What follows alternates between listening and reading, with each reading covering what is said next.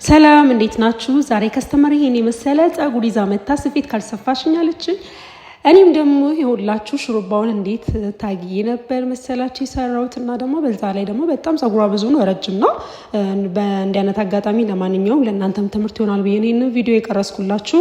ረጅም ጸጉርና ብዛት ያለው ሲመጣ እንደዚህ እንትን ሰርክል ሰሩ። ምክንያቱም ያው የድሮ ምንድነው የሚባለው አክንባሎ ሲሰሩ ፍላት የሆነ ነገር ነው የሚመጣላችሁ። እኔም ደግሞ በዛ መሰረት ነበር ይሄንኩ። ምክንያቱም ታች ላይ በጣም ይከመራል ወይ ያብጥባታልና በእንዲህ አይነት መልኩ እንዳሳዩዋችሁ ነው የሰራው።